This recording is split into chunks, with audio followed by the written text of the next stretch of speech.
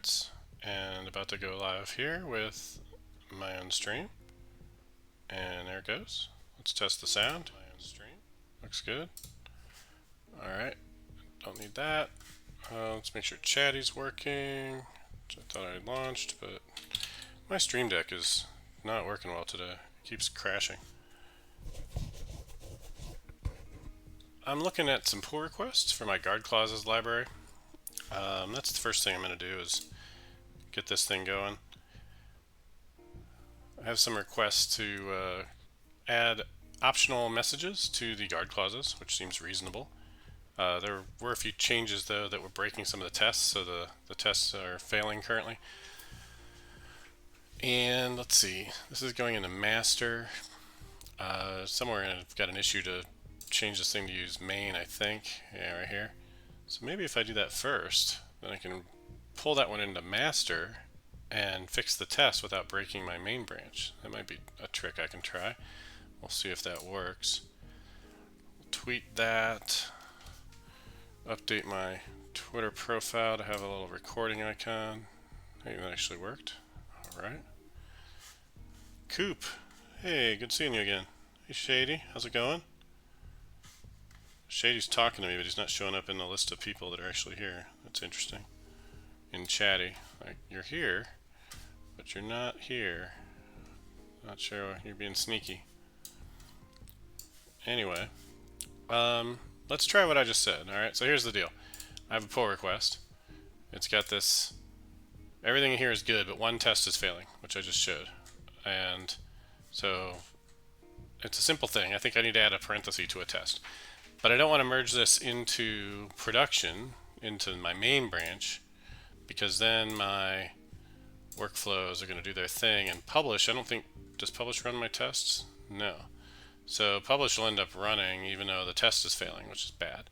So if I change this to run on main first, let's do that. So we're going to say we're going to have main is going to be my main release branch. We'll commit this to master. Now it won't run when I merge that other one into master, maybe? I think. So let's do that. Let's go over here and let's merge this thing into master. Hey, there you are, Shay. You did show up. Boom. It just took a minute. Here you are. So, yep. Alright. Now we're going to merge this thing. So even though it's got one failing test, we'll say update branch. Let me merge it. Merge it. And now my publish should not do anything, which is good. The other thing I'm going to need to do is add a version and some notes in the main branch for this, because otherwise it won't be able to publish in any event. So let's go back to the code and let's go to settings. We're going to change my default branch here to main, because that seems to be the standard that we're moving toward on GitHub. Rename the branch. Alright, so now that's good. Stale branch from 4 years ago. Yeah, that could probably go away. And that. And probably that one too. Alright. So now I want to go back to my GitHub. Yep, got it. GitHub workflows. And there's a build workflow that should run on main. So let's fix this. So if people are wondering, like, how hard is it to change your branch from master to main? This is pretty much it. Right? If you're using some kind of CI process that looks at a branch, you'll need to update that to look at the main branch. But otherwise, you just change it on your GitHub and you're done. So it's pretty trivial. All right, so that's going to do that, and it's going to cause these things to run, which is all fine. Next, I want to update my local version, I think. So let me go find guard clauses. Guard clauses, solution.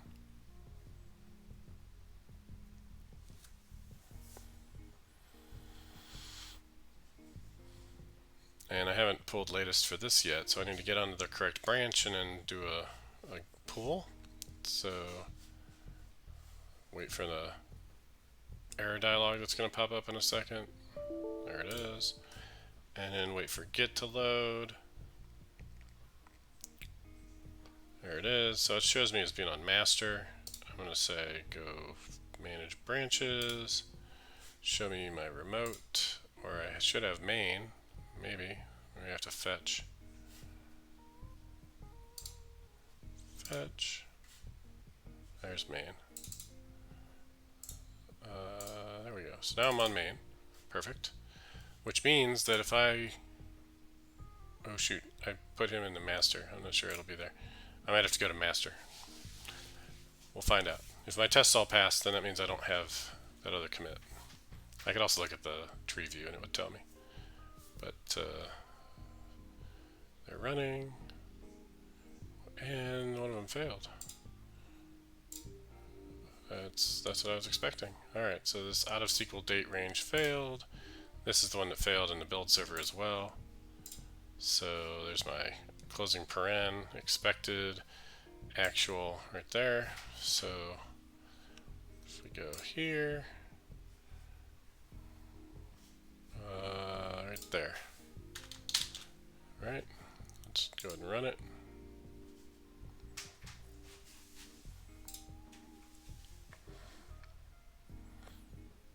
Et voila, is good. The Angry Bird is here. How's it going, man?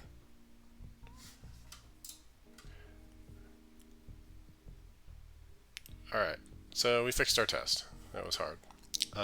Added one character. Fixed broken unit test. Commit. Push. Everything's on main, so we're good. Alright, now we're going to create a release for this. So we're going to come back to the actual guard clauses project, and in here we're going to do, I don't think this will be a breaking change, but it did change a lot of method signatures, so we'll bump it up here as a minor release. And what have I added? Let's go back out and see in my history if there's anything else that I have added since my last one. So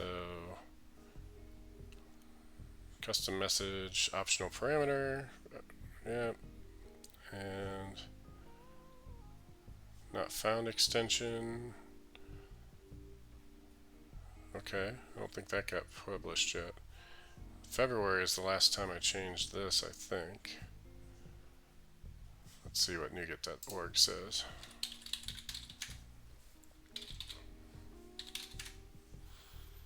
You are saying 3.1 was updated 3 months ago. That'll be February. Alright, so that not found thing is new also. So let's go see this. Issue number 102, which said, hey, check for not found, which basically is a nicer way of saying look for null. And it'll give us something like that. Alright, so in my notes, we're going to say we added package release notes, added a new guard for not found, added support for custom error messages for optional. Alright, and that's 3.2. Everything else looks good. So we should be able to save this, and if we're lucky, it's going to deploy. Angry Bird, going well. Yeah, same for me. I'm glad it's actually, the weather's getting a little better here in Ohio. It's been cold and yucky the last week. And I'm all vaccinated, so that's good. So, you know, hopefully life will return to some semblance of pre-2020 normal here soon. We'll find out if the numbers keep going in the right direction. Okay, so now we're just going to push this up. I could do a pull request and put it in a different thing, but I don't think I need to. So let's just update guard clauses.csproj with new version and release notes. Commit, push, and let's watch the magic of CI/CD at work. Wow, a bunch of people want to follow me all at once. Nice. Thanks for the follow. And Sar Turco, the real Mr. Wix, cited 97. Appreciate it. Let's jump back to here. This is back in the guard clauses repo. We can go look at our actions, and there should be a publish action right here. And it's going to try and publish out to NuGet, which it's working on right now. When that's done, if I'm signed into NuGet, I will see it, and I'm not. So let me do that real quick. Do that down here where y'all can't see it. Sign in with that. We're good. All right. So now bring this back. And here you can see these are all listed. As soon as this finishes, it's going to show me one that's not listed. Simon, how's it going? Did someone just raid me and I didn't even notice it? Because a whole lot of you just showed up at once. So welcome. I didn't get a note that said anybody was raiding me.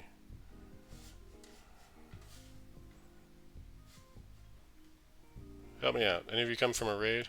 Or y'all just decided to join at once?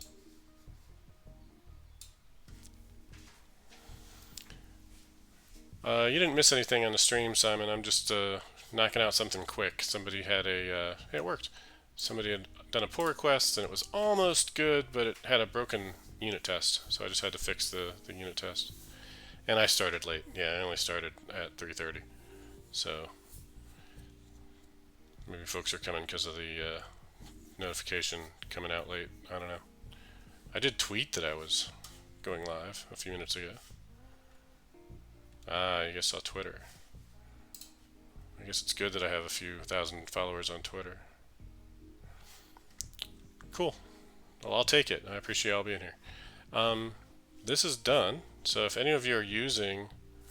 Hey, NeoAshy, good to have you here again. If any of you are using this package, which gets about 1,200 downloads a day, that's not bad for me.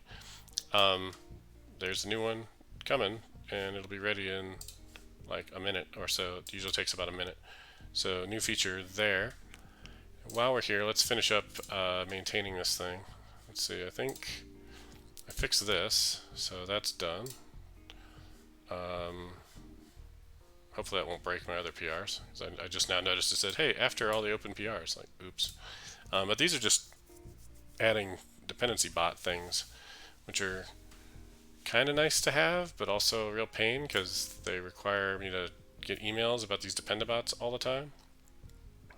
But that's fine. Let's add these next. And I'll just try and deal with the emails I get. Let's look at my other issues here. So there's a discussion. Is this thing closed? Let's see. I replied 23 days ago. He replied. And we're talking about where to have a discussion. Okay. And discussion. Okay. Right, and I had a link to say, hey, you could ask on Stack Overflow for questions. What do you think? Someone, not him, thought that was okay, but only one person.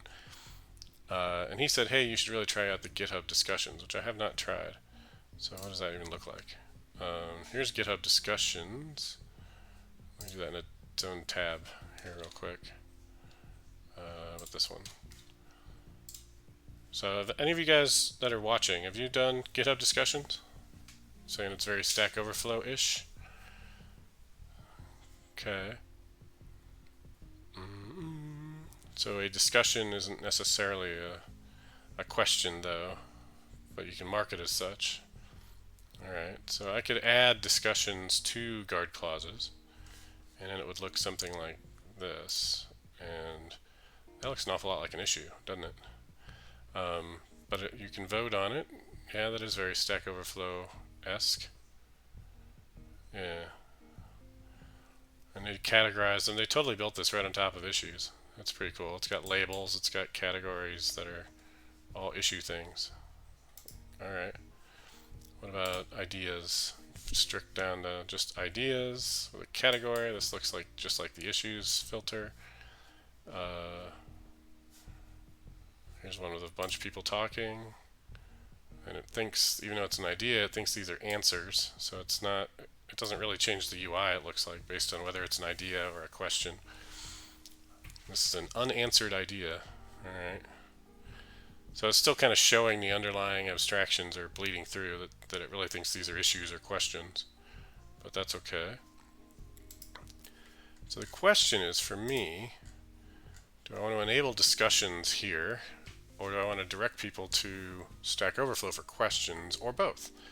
And I recently added, I think, no I didn't, no, not here.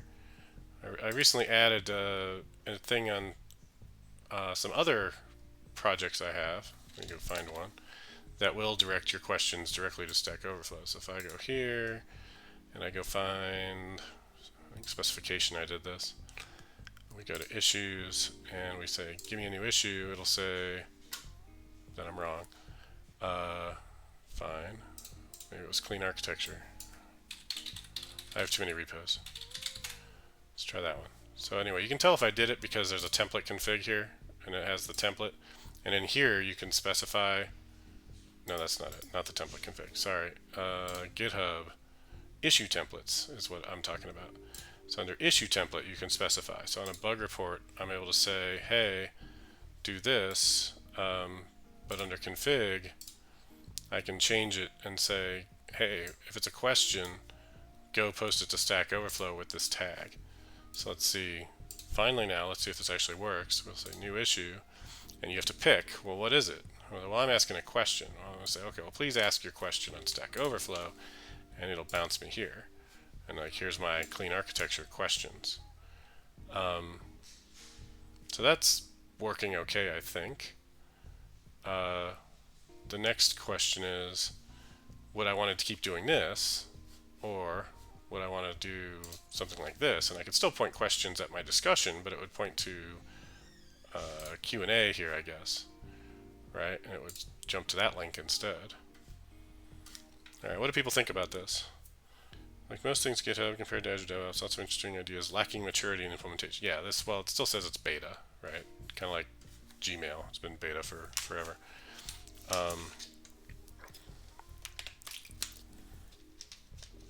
So there is that it's not as baked as Stack Overflow probably. Is there an advantage to me not requiring people to have a Stack Overflow account, or should I just assume everybody's got a Stack Overflow account here, right? First of all, let's just add discussions. Why not? Let's see what that does. I don't know how to do that. Is that down here? It's down here. All right, so let's set up discussions. So yep, we're gonna have discussions. Set it up. Start a new discussion. Welcome. We're using discussions, blah, blah, blah. Okay. The maintainers, I've marked down comments for now.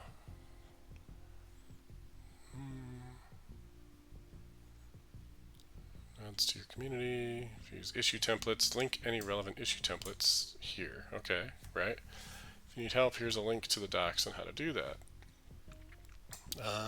Sure, let's grab that link that you've made so easy for me to click on, but probably when I click this, nope, it's still gone. Alright, well, let's go over here and paste this and see what that looks like. And it says, hey, you can use this config.yaml in your issue template folder, and you can specify different links for different things on here, which I'm already doing in clean architecture, so I could add that to guard clauses. Alright, let's go check and see if this is all done. It was validating. Now it's listed. Has 0 downloads. But there's a new version of that you can go get, so that's cool. Angry Bird set it up in a few repos. I like the formatting for discussions better than issues. Would like to replace issues one day. You'd replace issues completely? I feel like issues are things that maybe we've decided we're going to do, or at least if they survive triage, they survive. That turns them into things we're going to do.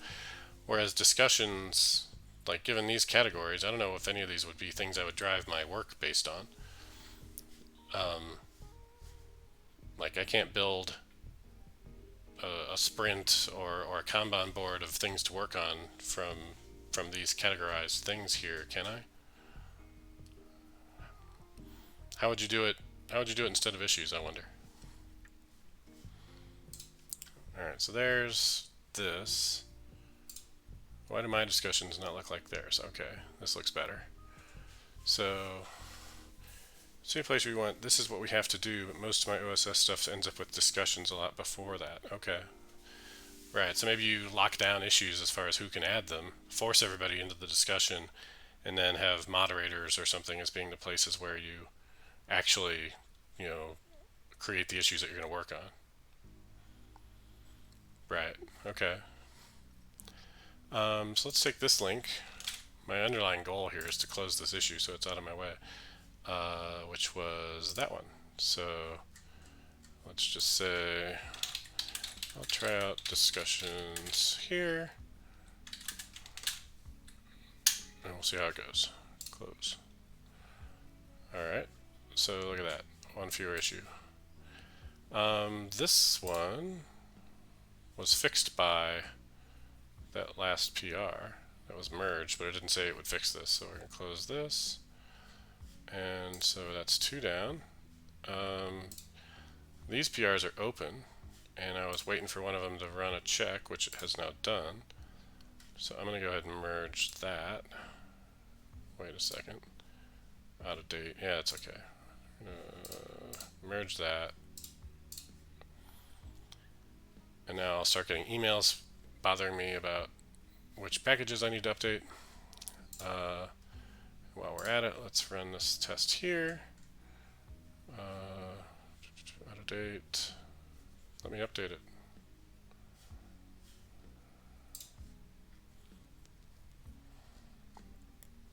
Okay, this will take some time before it's ready to go. Alright, I think the primary issue with issues is they're just dumping around for everything when it should be just for the things you're going to work on, the work cards. I agree. It is nice that community members can submit issues, but they can grow out of control there, and it takes a lot of time for the maintainer to categorize them if they get a lot. I'm fortunate that I've only got a handful of them here, so I haven't spent a lot of time categorizing them. Alright, so these have been triaged in the past, and this one relates to that other PR, so that's fine. So let's just look at discussions a little bit more and think if folks have questions, I'll send them here. So I'll copy this link, and we'll go back to the code, and we're going to add a template in .github. So I'm going to follow what I did here as a guide.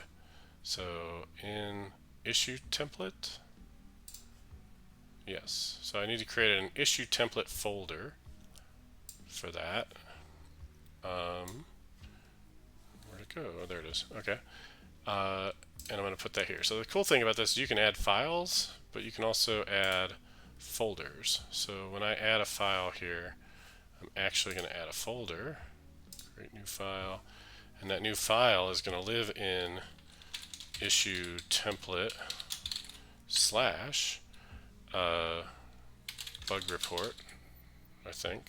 Is that what I want? No, I want question, don't I? No, I just want config. Alright, config.yaml. There we go. So there's my config.yaml. And for reference, here's what I put on clean architecture, which is actually sending people to Stack Overflow. But in this case, I'm going to send them to my discussion. This is going to kill my clipboard, but that's okay. Pull this down here, paste this here, and then open a new tab with my discussion, go to Q&A, copy that, and come back to this one. And this is my URL right there. And please ask and answer questions in the Q&A discussions tab. Discussions Q&A tab. How's that? Alright, so now we can save that. And theoretically, if I go into issues now and I say create a new issue, it's going to say, hey, if you have a question, ask it there. And unfortunately, right now, that's the only thing it says. So I have to actually give it away for people to give me other things. So this is where those other things come into play, such as bug report. And I can edit the templates here. And then I just have to add files. So let me copy again from clean architecture. We'll create a new file. We'll call it bug report. No, I need a slash. Bug report, there it is, that one. And here's the thing. Looks good enough to me. Commit that new file. Alright, now I can do bug reports. Let's do feature requests as well. Just so that there's some delineation there. It's pretty much the three things people do is they file bugs, they make feature requests, or they just ask questions. So we'll create another new file. Feature requests, paste in what I've got from clean architecture. I really wish there was a save button right here. I gotta scroll. Commit the new file. Okay. And I lost my chat window behind other things. But yeah. Same stuff. Alright. Evan's here. I got all kinds of people here right now. Alright. That looks good. So now let's make sure that works. Somebody comes here, they say new issue. They can do a bug report, which looks like that. They can do a feature request, which looks like that. Or they can do a question, which says, hey, go over here, create a new discussion, and my category would be Q&A, and ask some question. Alright, so let's give this a try. We'll see how it goes. With that, let's go back to my pull request, which is still yellow,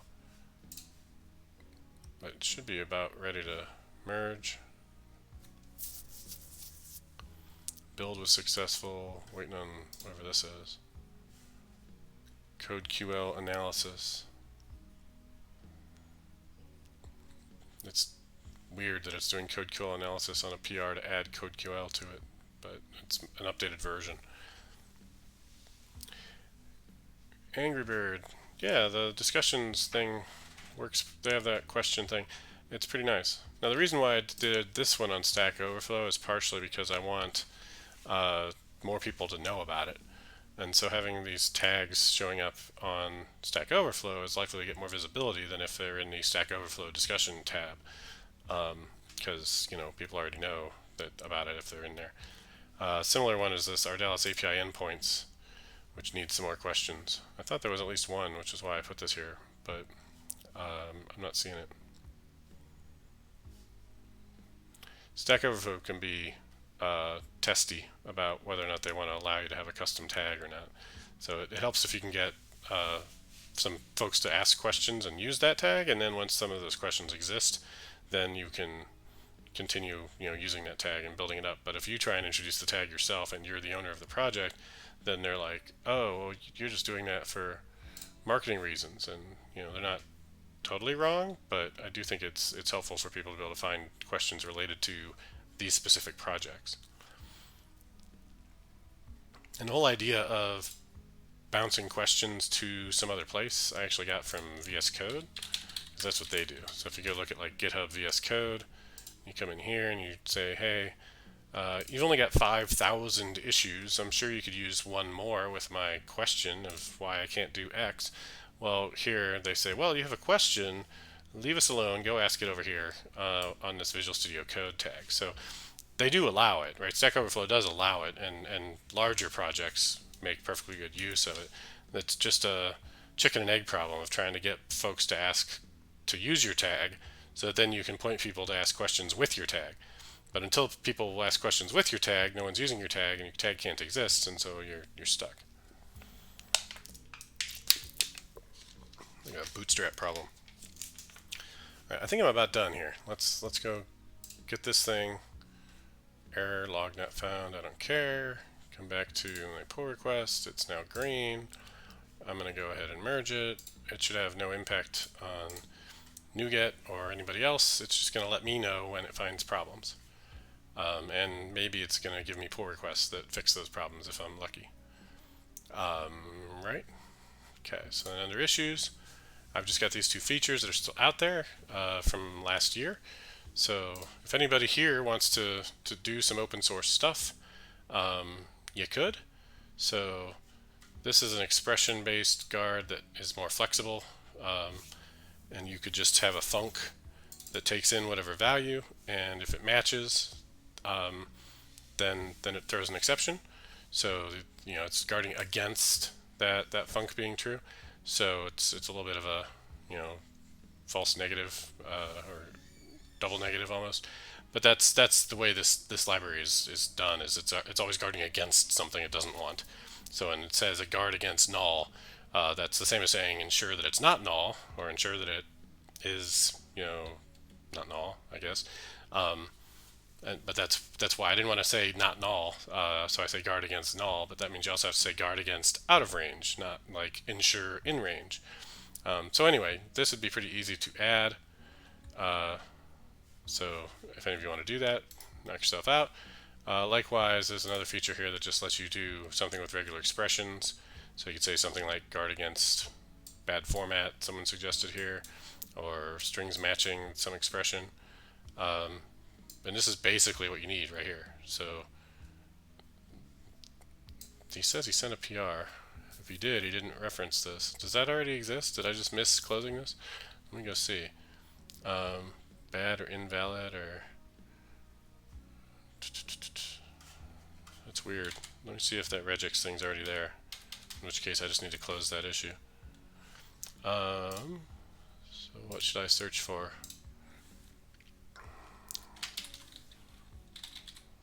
I guess regex would be a good one, right?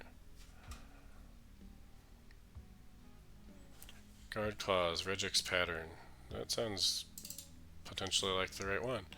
Invalid format. If regex etches this, is not in required format. Okay, well that one's done then. So I don't know when that was done.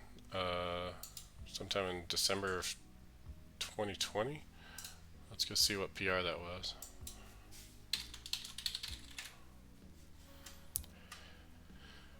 Hmm, 15 days ago. No, this would be more than that. Where's December?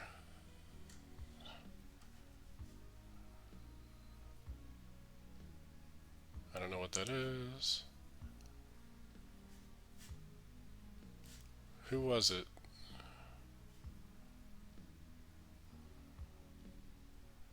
On December 2020, you said you sent it. So this is the one that's closest to that. I didn't do anything from there to there. So is it this one? Inform. Yeah, okay, it's this one. So this fixes, or fixed, number what?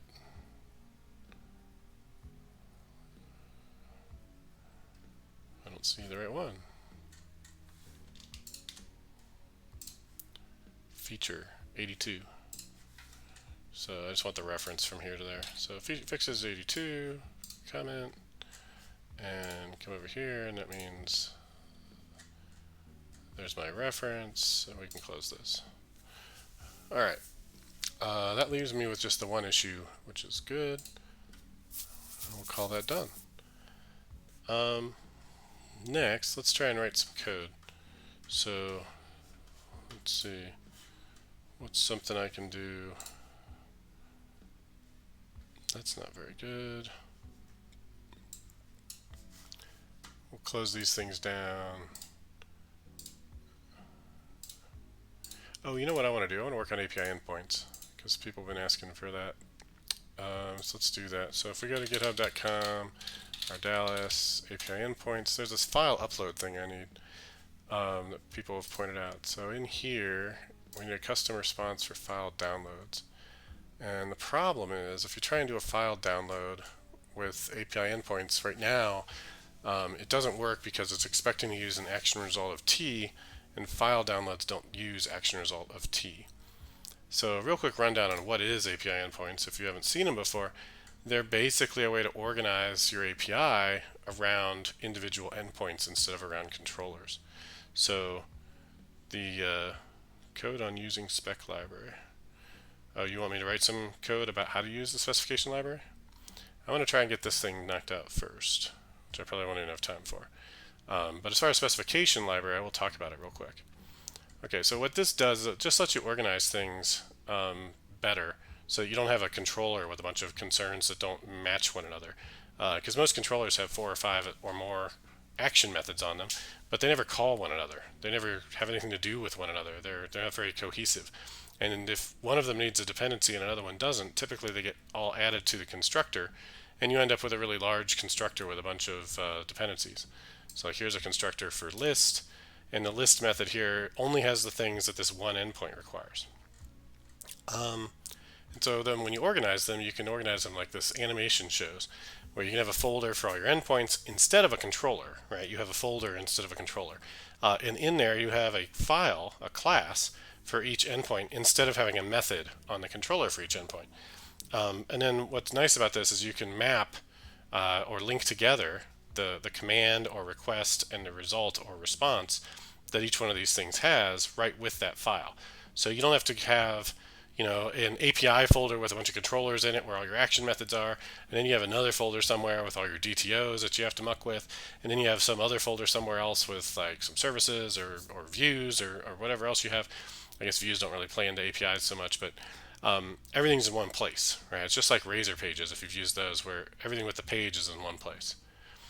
So the issue with this issue with the file thing, I need to write a test for or something, but you can't download a file because you have to inherit from a particular endpoint that uses one type or the other. And because I'm limited on time, maybe I will just jump to the spec thing that you're asking for. So let's look at Ardalis spec for a second. So github.com Ardalis specification is here, and we are working on docs. So this link needs to be bigger. But we do have a docs page, and it's growing, and maybe I could submit something to the docs here as part of this stream real quick. So Neoashi, do you have a specific question you're looking for? Like I want to know how to do X. So to get started with this, you just click on getting started here, and there's this quick start guide, and it says here is what you need to do. It works best if you're using a repository. You don't have to use a repository. You could just use it directly with a DB context.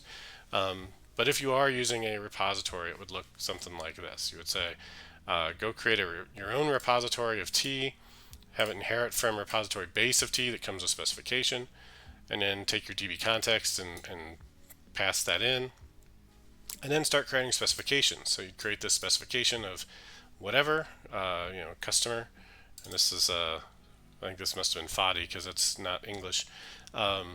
He's helping me build this. At least this is customer though, not Hersteller contact. But you specify we want to get customers by last name, and it'll say where customer such that customer last name equals last name.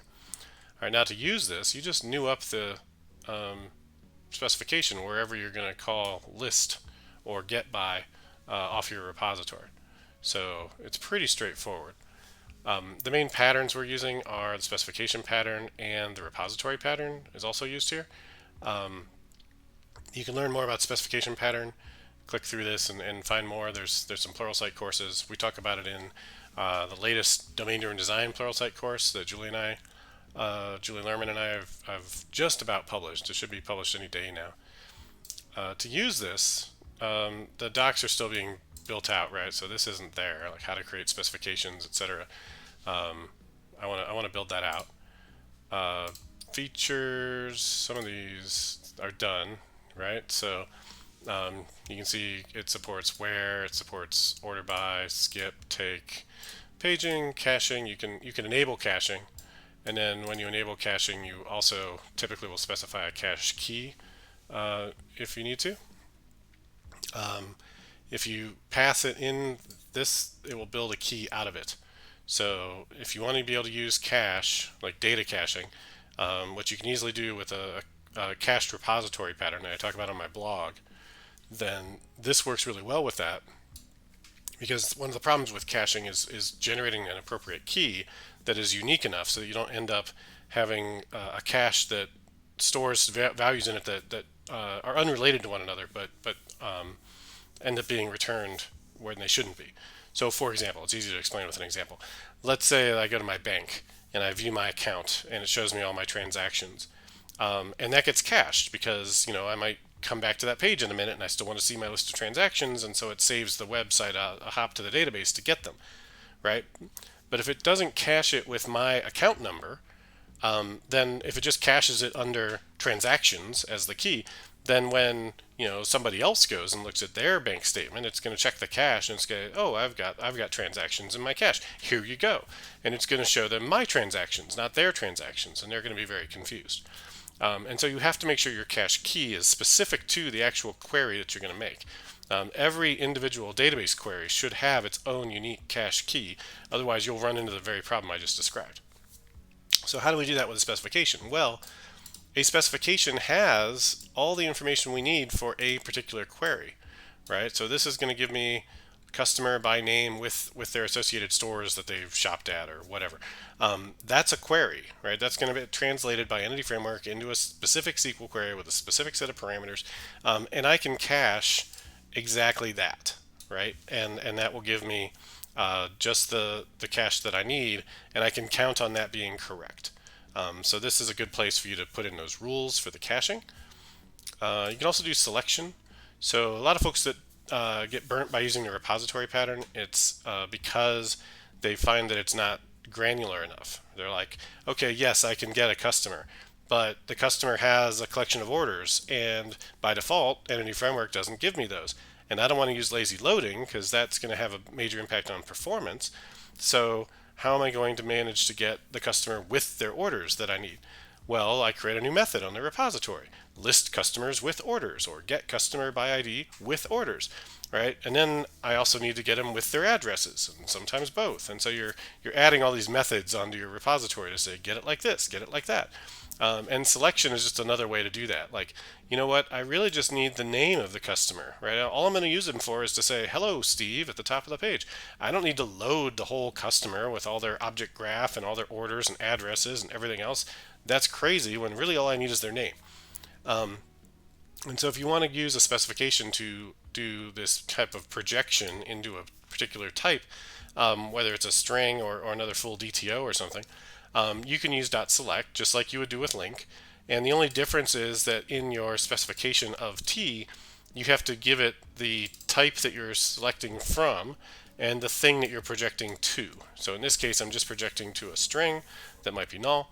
And that's right here where I'm just saying select the name of this store, right? And so that's pretty easy to do as well. And we've named that as tReturn, so it's clear that that's the return type. ORM specific features, I don't remember, we haven't documented any of those. Let's see, Kedamel asks if, would having a worker service and a web app in the same project break any convention of your clean architecture structure? No, not really. You can always move that worker service out, but it can definitely start there. Let me show you an example. So this is from the Pluralsight course that I just mentioned. And I am kind of jumping around all over, but you know, what the heck, it's Friday, ask me anything. I'll be ADHD and go jump to whatever it is. So in Pluralsight, my Pluralsight course, there is a front desk application. And I'll get back to you in a second, Neo-Ashi. It's alright, Kedamel. Inside this application, which you can find on GitHub, it's at Pluralsight DDD Fundamentals under my Ardalis, right? So let me just show it to you. Ardalis, repositories, search for DDD if you need to, but otherwise it's right here, Pluralsight DDD Fundamentals. Grab this sample, and the course will be published maybe today, like literally any day now. It's going to be there, but you can look at this sample now if you want, before the course is even live. But then go watch the course, because that's how I get paid. So anyway, in here, one of the things that this thing does is it communicates over RabbitMQ. Let me just close everything else and show you startup. And so your question is having a worker service and a web app in the same project. And I may be misinterpreting what you're asking, but what I'm hearing is I want to have two things going on. I want to have my my server running, but I also want to have what in .NET Core would be called a hosted service. And when you have a hosted service in ASP.NET Core, it can run in its own separate thread that's doing its own checks. And this is great for doing background processing. So for instance, I have a distributed application. It has communication going on between these different applications using RabbitMQ. And so I have a different hosted service for each of the queues that I'm listening for in this app. So there's another app called a clinic management app, and there's another app called the public website. They each have their own hosted service. You don't have to do it that way. You could just have one service that listens to all the messages you care about. This is just a demo, right? It's just one way that you could do it. So inside the, let's say, vet clinic public site, it's inheriting from background service. It has a bunch of stuff it needs to do to talk to RabbitMQ. Here's all the RabbitMQ crud of how to set it up and talk to the exchange and blah blah blah. But then the part that actually does the work is right here. This execute async runs periodically, and it goes and says go wire up this message consumer.received. So if the queue has something in it, it's going to fire off to that message. This on message received gets the item off the queue, and it just translates it into the body of the message and calls handle message with a string now. In the string, I convert it from JSON into some actual type, and then based on the details of that type, I publish a command. Right. So this is an example of why you might want to have a worker service or hosted service in the same app as your application. And this is using essentially clean architecture, right? So this API is my web's project, and then there's an infrastructure project and a core project, just like in my clean architecture. All right. So Kettlebell says, same solution. I have a service that runs some background processes on its own and the web app that the user utilizes. Yeah, same thing. If you wanted it to be another project in this same solution, you could do that. The main thing that I would do if you're having them in the same solution is make sure they're operating in the same bounded context. So if you don't know what that is, again, watch my D2D course. You can watch the 2014 one. It explains all the concepts. They're not, they're evergreen concepts. They don't vary with time. But if they're in the same bounded context, that means they're operating on the same model, which is this core model, right? And so in here, the schedule, for instance, is what this application is most concerned with, is the schedule and its set of appointments, right? So if your worker service is working with the schedule and its set of appointments and it's persisting them to the same data store as the web app, then fine, that's part of your bounded context. It could be part of the same solution. It could be in the same repository in Git, and all that works well. As soon as you have a different model in a different bounded context, then it's ideal for you to have different source control, different solution, different everything, right? So that would be your main distinction, is whether or not they're part of the same bounded context or not. All right, let me back up in the chat a little bit. Vertigo says, what is the benefit of having a bunch of specification classes versus methods in repositories? Good question. While we're in here, let's look at this code. So this is a pretty complicated application that deals with appointments, and it has this API that has a bunch of endpoints. I talked about API endpoints, but you can see there's like a bunch of different things. If I weren't using API endpoints, you'd think of these as controllers, but it talks about appointments, appointment types, clients, doctors, files, patients, rooms, and schedules. So it's not trivial, right? And it's using repositories to do all this work. So if we look at how create works, you can see that it grabs the schedule, because we're using the aggregate pattern. We're not going to grab an appointment directly. We're going to add an appointment to a schedule. And then from the schedule, we go and we fetch, here's our schedule. We just fetched it with a specification. We make some changes to it, and then we save it somewhere right there. We say update it, and that's done. Now, later on, let's say I change how I want to get this schedule, right? Right now I'm saying I'm going to use this specification to get it, and then I just call get by spec async. And so if we look at the implementation of this schedule repository, this iRead repository, or iRepository, I guess, of schedule, we go to its definition, and we're going to see that this is not even in this solution, right? This solution is in my shared kernel. Now, what's a shared kernel? It's another D2D thing. A shared kernel is where you want to put types that all of your solutions and all of your bounded contexts will use. And in this case, my repository abstraction lives inside the shared kernel. And that's very good for me, because that means I get this code reuse, but it's an abstraction I'm reusing, right? It's not implementation code. And that's an important distinction, right? I'm not copy pasting or tightly coupling everything to one implementation, but I am able to use a common interface as an abstraction so that all of my solutions kind of work the same way. The other thing this does is it makes it so that I'm able to have one implementation as well, which has benefits too, but it's a different kind of benefit. That's why I'm calling it out separately. I'm able to reuse the implementation of how I want to do the repository. So this is using Entity Framework. And so if we look down here in my infrastructure project, so I'll bring up a little higher here, you're going to see that I've got an AppDB context, and it knows about these different types of things that I work with. And then I've got a EF repository. And the thing to notice about my repository is that there's almost no code here, right? The only thing it does is inherit from repository base and implement my interface with the appropriate constraints. Now, what does that mean? Why is that better than if I were using methods? Well, if I had to do methods, this wouldn't look like this, right? Every single time any of these other parts of this application needed some data in a different way, I would have added another method and another method and another method.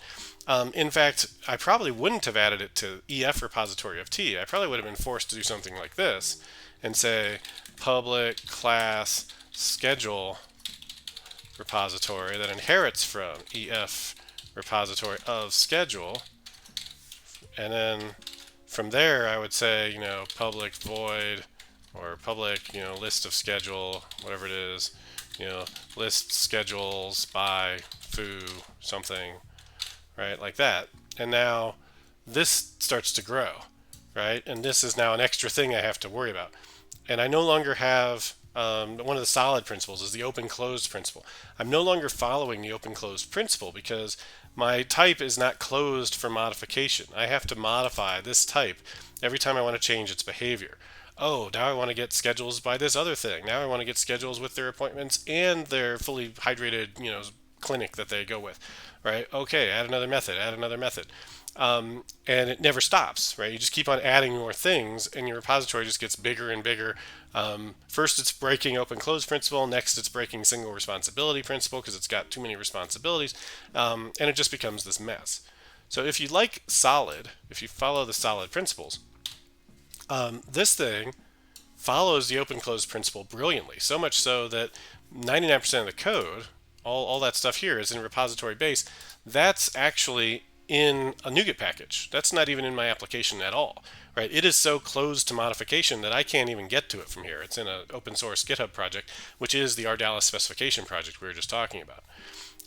So how do I extend it, right? Because a fully closed package is not very useful. If there's no way for me to extend it, then it's got very limited utility. So we want it to be open for extension and closed for modification. So how do I extend it? I extend it with specifications. And so the specifications are the way that we achieve the open-closed principle here. We put these specifications with our aggregate because we've constrained the repository in this case so that it only works with aggregates. It does not work with non-aggregate entities.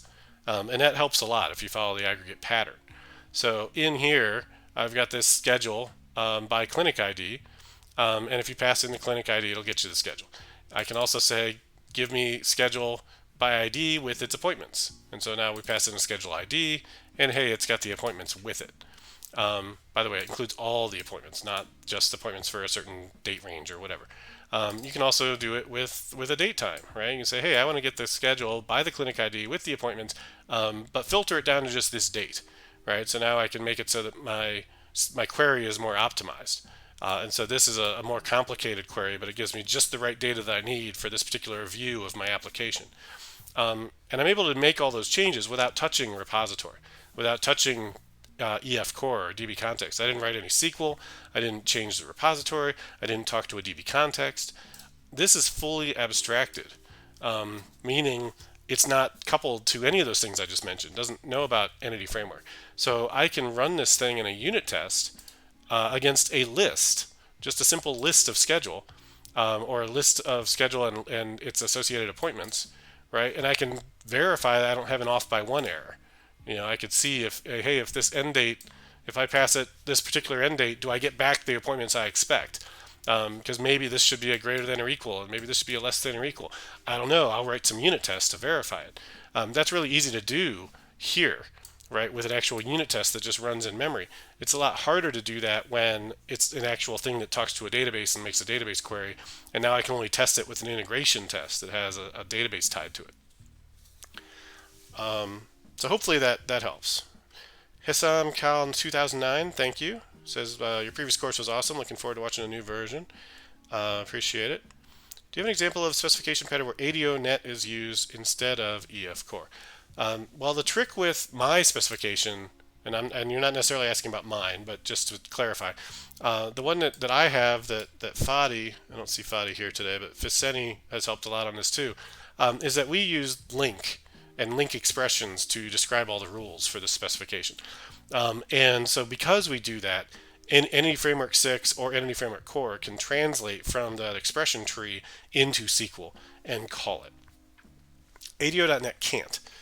So you can use specifications for it, but they're going to be a little more specific probably. You maybe aren't going to want to use expression trees because then you're going to have to write your own version of LINQ to SQL or LINQ to entities to do it. So yeah, you need to translate LINQ to SQL. Now, if you don't need the LINQ, you could certainly do it, right? So if I have, let's say I have a repository that just has SQL in it. Let's say I'm using Dapper.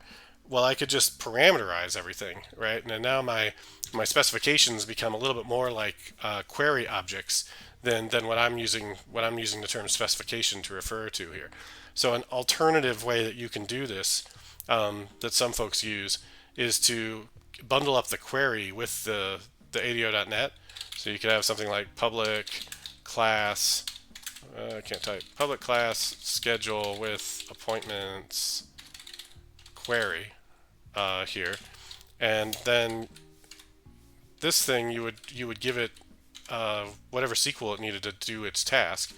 And you could still have a constructor that takes in what it needs. So let's say it wants the GUID ID and I don't know, let's say that's enough. So in here we would take this ID and control dot and assign it to something. All right, and then maybe it's got a public IEnumerable of schedule, or maybe in this case it'd just be a schedule, public schedule get, and it runs the query, right? And so this would be like, var SQL equals select star from schedules where ID equal whatever, and pass in the ID there. Now here you have to be careful, right? With any time you're doing strings with SQL, you got to watch out for SQL injection. But this could be, $, string interpolation, which doesn't really help. But we'll just go with it for now to get the code to compile. And then right here you could do something like dapper.execute SQL, and you could just return it. Now I don't have Dapper installed here, and that's not the same as ADO.NET, but you could do that. And now this is encapsulating your query, but it's not the same as the specification because this knows about Dapper, right? This is tied to a particular data access, whether it's ADO.NET, whether it's Dapper, whether it's EF. It's got implementation logic in it, and the query is right with it, so they're tightly coupled together. Whereas up here, this LINQ expression is not coupled to any particular data access format.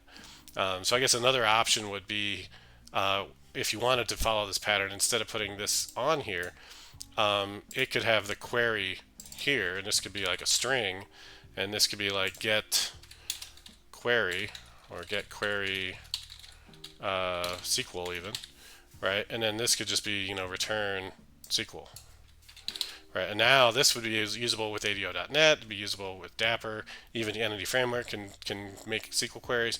And so this could live in your core domain at that point, even though it knows about SQL.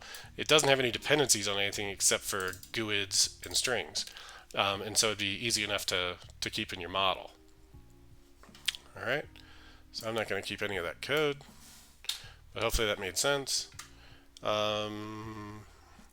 Vertigo, I think I answered your question. I do get that you'll not have one big repository, but then having a bunch of specs doesn't help much. Well, I disagree. I hope I answered that. Someone say, okay, same solution. Okay, I think I've caught up. All right. So yeah, the biggest benefit with specifications is, well, there's several. Let me tick them off. One I haven't mentioned is they have a name, right? So giving a name to a specification is very useful because they're reusable, but they're also descriptive. So you know exactly what you're getting if you name these things well. Second is they help you follow solid. So I talked about open close principle, single responsibility principle, etc. Third is they decouple your repository that actually runs the query from the query itself. And we saw how you could do that with query objects just now. Specifications provide a really nice way to do that with specifically with Entity Framework and its ORM capabilities. All right. Yeah, so that's that. Now, what else were we asking about? I was going to try and work on my API endpoints and add that file support, but I don't think I'm going to have time for that today. Let me at least open that up and show that though before I'm done. And let's see, we're still in the DDD thing. Let's jump out of here and look at these specification docs for a second. I want to say, if anybody wants to contribute to the docs, you definitely can help me out and do that. They're really easy. So they're all just markdown files. And so if you pop into specification/docs and you go find something that's not there, there's like placeholders for everything, but some of these things don't have anything in them. You can certainly do that, and that would be a big help. Vertigo says, do you have an example of a domain service in your project? I'm working on a project where we're using Meteor. One of our cases, I'm changing to aggregate roots in the handler. I'm asked to create domain service, but I'm arguing that the mediator handler is our domain service. Now, creating a domain service is just another layer. Do you have an opinion on that? I would probably agree with you unless it's going to be used elsewhere besides the handler. So let's come back to my example here. I have handlers for things. Services I don't really have any of, honestly, in this case. Now I really only have one aggregate, and that's why. So this schedule aggregate is it, and so it does everything here. But if I had multiple aggregates like the scenario you're describing, I certainly might need some domain service that works with it. At that point, it just becomes a matter of how you're going to call that service.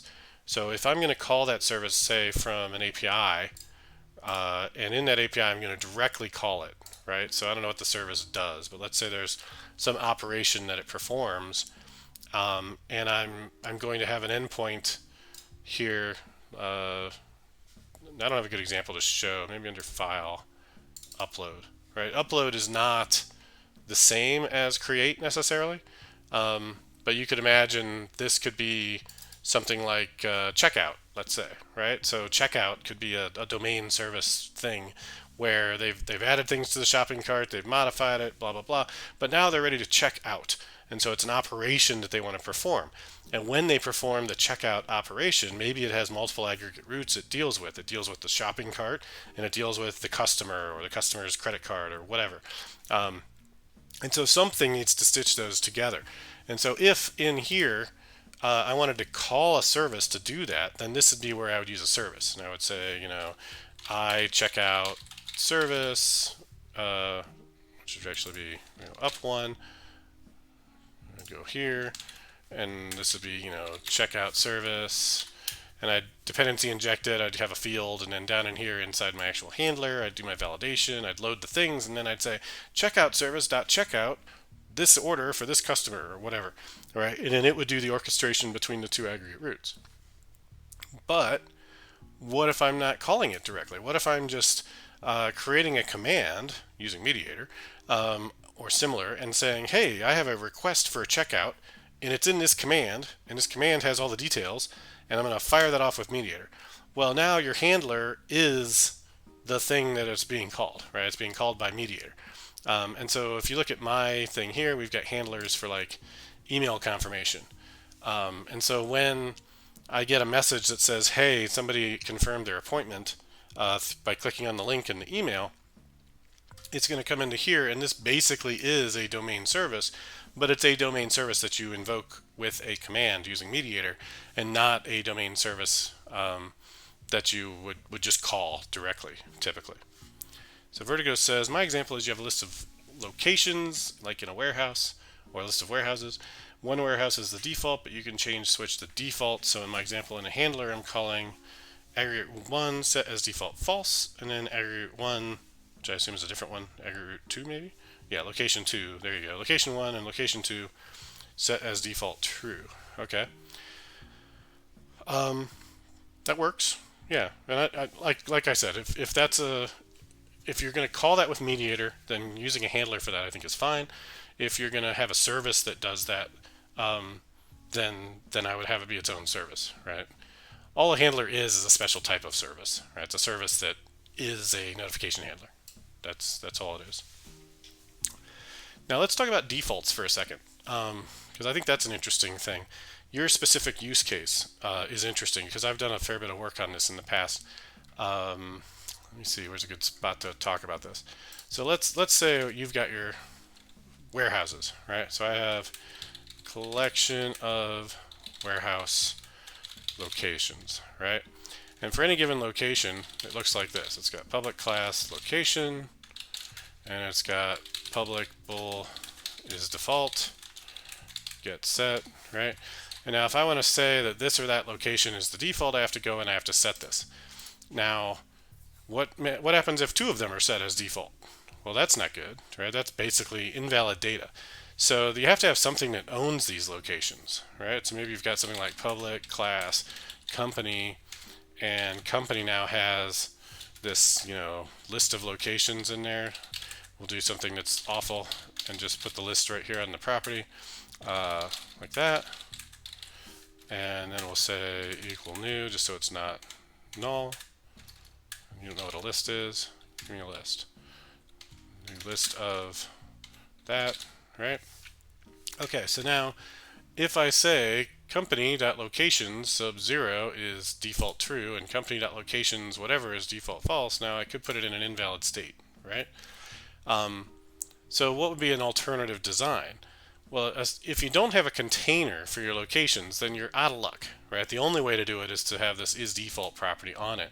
And the likelihood that at any given time something has duplicates of true is very real, right? There's no easy way in your domain to constrain that except in your handler domain service. If you do have something that's over it, then you can have a check somehow. Now, if you're just exposing this list of locations, and this is just a setter on isDefault, or even if it has a method called setDefault, right? You could have something like public void setDefault, bool value, right? That could be a thing if you wanted. That doesn't really help, right? That's no different than having the setter, right? And you could have set default and then set not default, right? None of those really help the problem because they can still all be done for any of these things, right? I could say for each location, set default is true, right? Boom, now they're all true, right? And company can't do anything about that because it's all in its children. So one way that you can address that is you could take this off of this location and we'd say it's not public. Maybe we make it internal. And then we say something like on here, we'd say public void set default location, right? And then in here, it could call the isDefault, and it could say, my locations dot first L such that L equals location, something like that. Go find that one, and then say dot isDefault equals true, right? Now that's a little better, but the problem is in your database, you're still going to have this isDefault setting on every single location, which is a little bit wonky. So a better approach that I've found typically is to do something like this and say public location default location equals null, something like that. You get private set, and it could be null. If you're doing nullable, this could be a location of null, so it's perfectly okay for it to be null.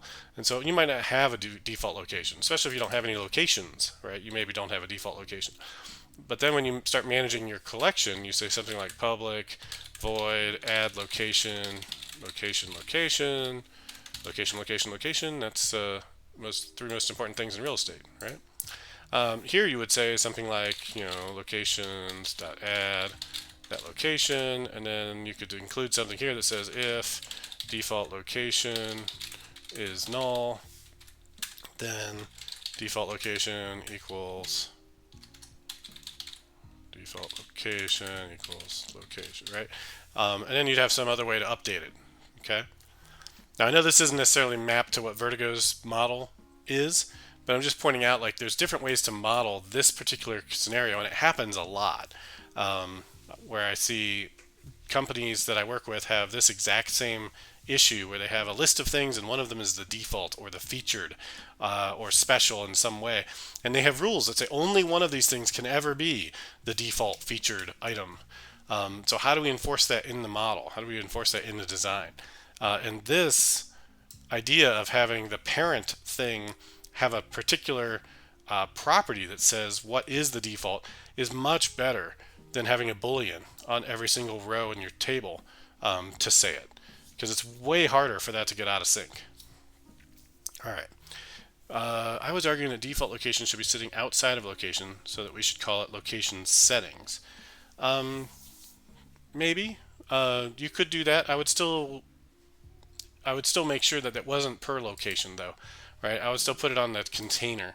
So create some kind of container over location, because the hint is that there's no way for this thing to enforce the invariant of there being only one location.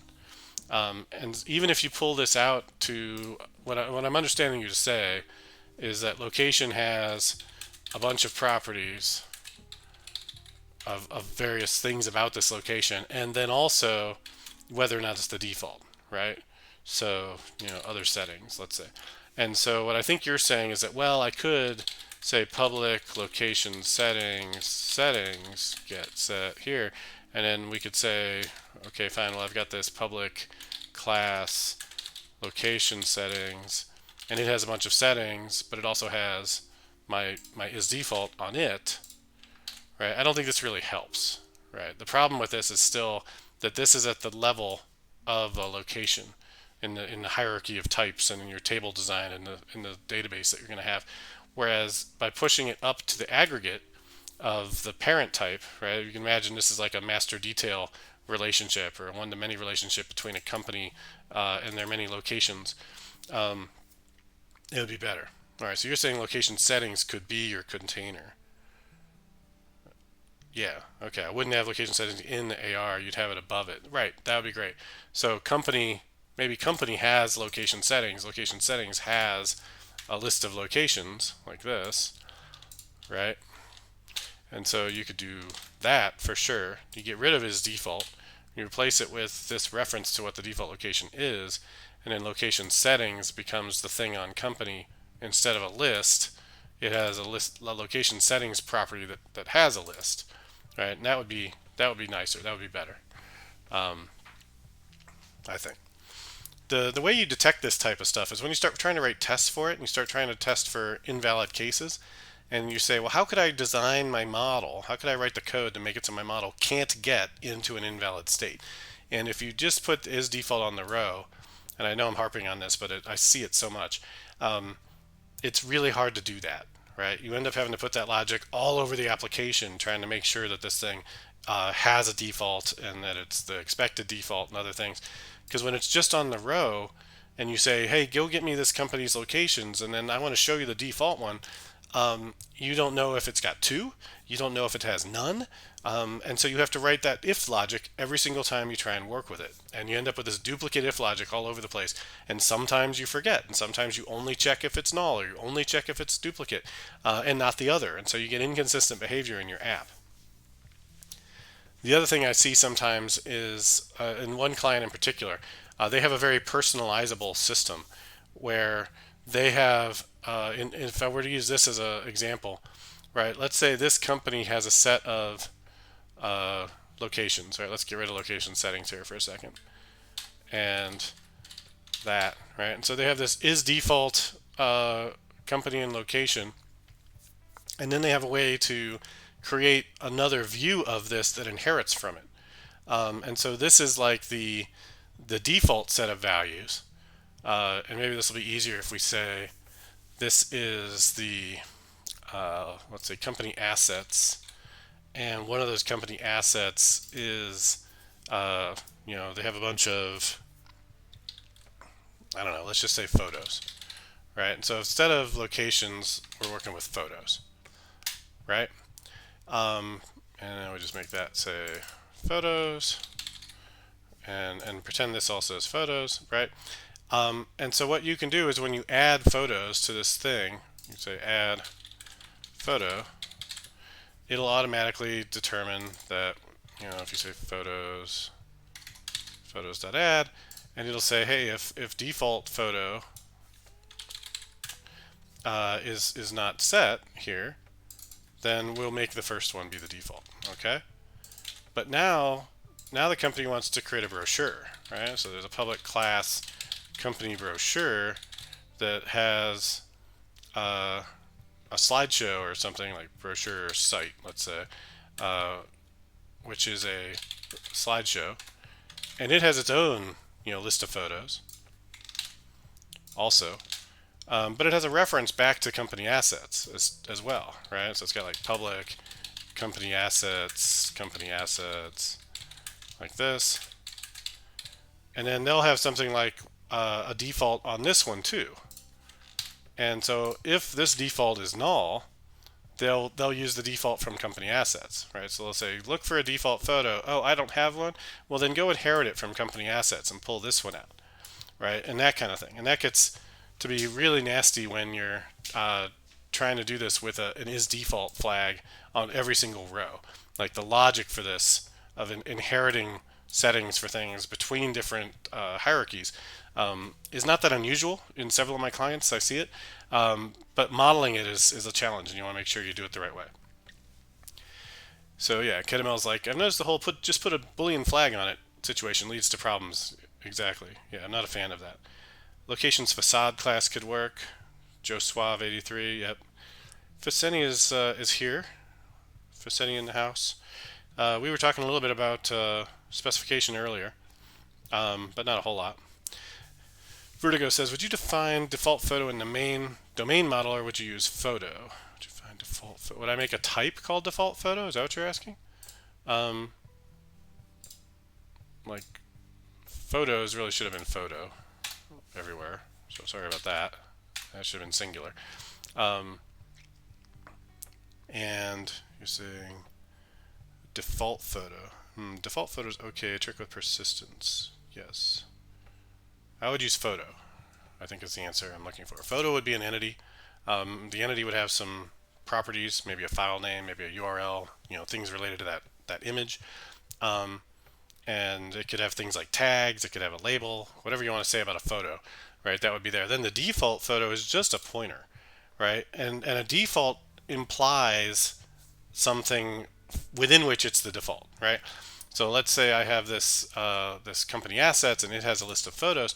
I can say for company assets, the default photo is this thing, right? But then I could create some other type somewhere else, and I can say public class slideshow, right? And that could be another entity.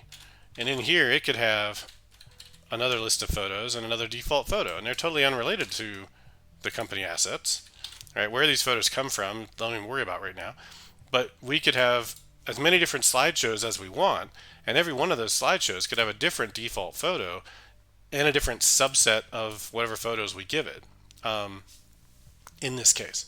So yeah, you would not have to worry about putting it on the photo itself. It doesn't belong on the photo itself. The whole concept of defaultness or featuredness implies a set, implies a set of things for a related context, and so the container is that context, and its collection property is that set, right? And so that's where you need to specify it.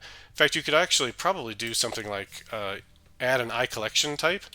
You have a public class, collection with default inherits from, I don't know, we can make it an interface, I guess.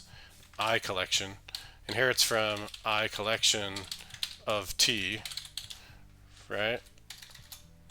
T, don't help me, Visual Studio here. And then in this, it would have all the properties of an iCollection, but it would also have a T default get, right?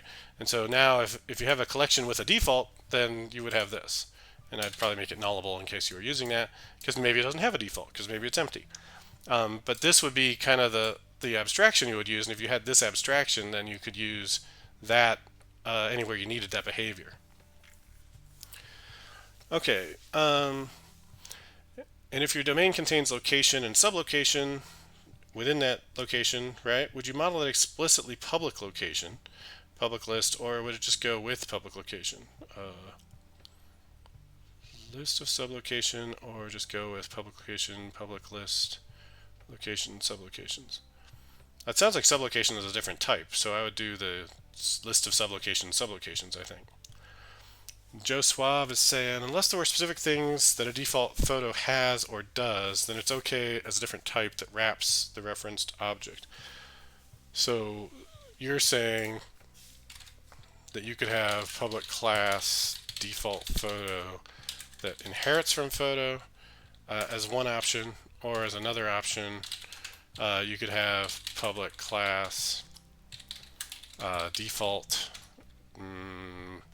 even decorator of T perhaps, and then in here it would have, T default get, and it's a decorator, so it would have, some way of getting in the actual thing.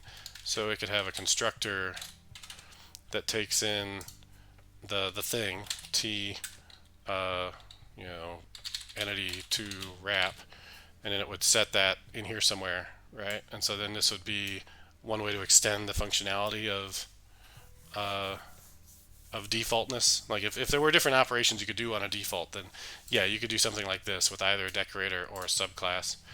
The decorator is obviously more flexible because it'd be generic, whereas the subclass would only work for photo, right? And if you had some other thing with defaults like location, you'd have to have another, default location that inherits from location. Yeah.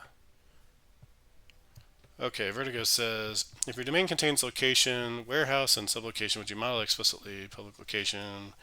It looks like you're just retrying your comment. Or with public location, that's a repeat. Okay, yeah. I see why your Twitch skills suck. Okay, so now this might be difficult to get to work with Entity Framework, because I don't know that Entity Framework is going to work well with a decorator of some entity. So there's that, but from a pure C# standpoint, you could get it to work.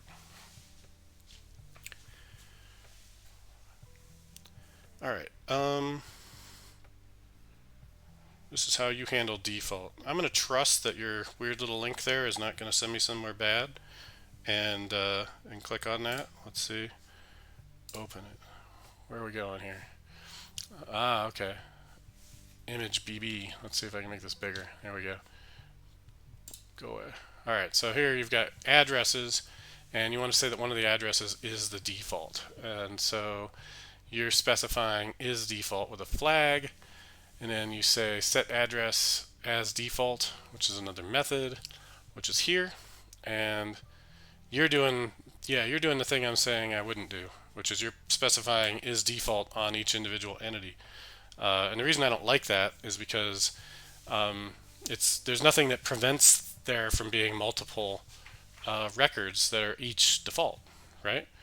Now maybe that your code doesn't give them a way to do it, but the database model certainly supports it, right? Anybody could go in and have an errant where clause that sets two of them to is default equals 1 if it's a bit, and now it doesn't know what to do with it.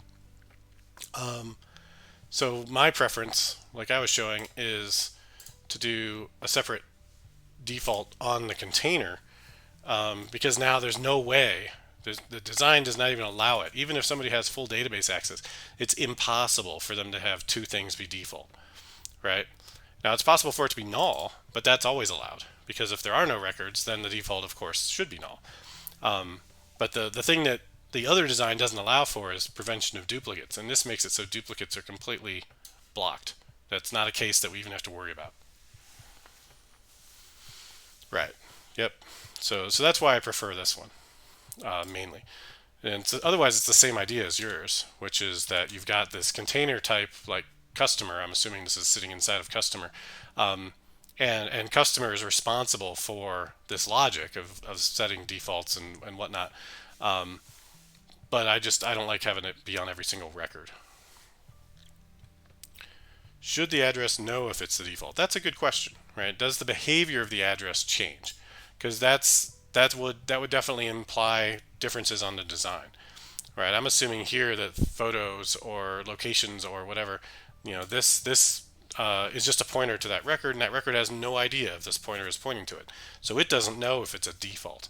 Now, when I fetch it, I could wrap it with a decorator, right? And this could be done totally external from persistence, from Entity Framework, right? So I could say like this thing is not actually a photo, but it's a default decorator, or I could have a method of it, right?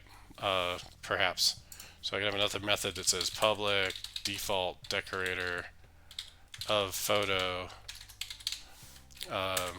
get default photo details, let's say, like that. And then in here, I could create this decorator, which is just instantiating it, right? I could say return new default decorator of photo, passing in default photo, which is my photo, and that should work, or at least I should be able to get it to work. Let's say new. There we go. So yeah, so that compiles. So that would work. And if I needed to add additional functionality to a default photo, but only to a default photo, I don't need that functionality to be sitting there inert on every photo or every location, then my decorator gives me a way to do that, right? And I can just beef it up with more functionality, but only when it's the default. Whole issue is how you'll persist the information of default. In your example, it seems like an own type. Yeah, I mean, it's basically just a pointer.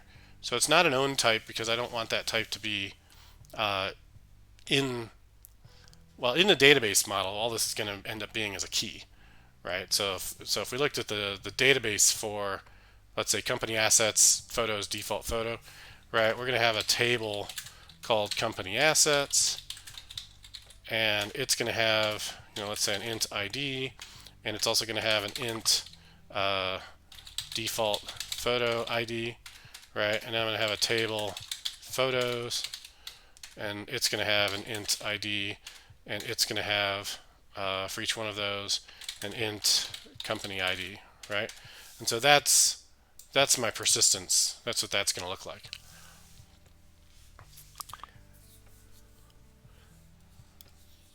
Yeah, well, I mean, you're asking questions that I didn't talk about yet, like the table structure and stuff. So you're good. All right, KetML says if that's what you're asking, so on company assets you'd have default photo ID. Yes, exactly.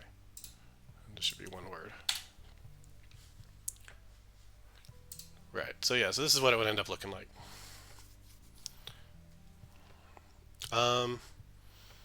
Cool. All right. So I appreciate everybody coming out today. I think I'm going to wrap it up because it is really nice outside, and I'm ready to get outside and not be stuck in here anymore. So I appreciate you coming out. I hope you have a nice weekend. My Pluralsight course that file was actually from is coming out any time now. So if you go out to Pluralsight and look at Steve Smith and just keep hitting refresh, sometime soon this top course here is going to be the new domain-driven design course. So check it out. Julie and I have spent an insane amount of hours in the last 7 or 8 months. We started in October, so 8 months working on this thing. So we're glad to have it finally done as soon as it gets published. So again, thanks, and talk to you later. You can just find my OBS here, and see ya.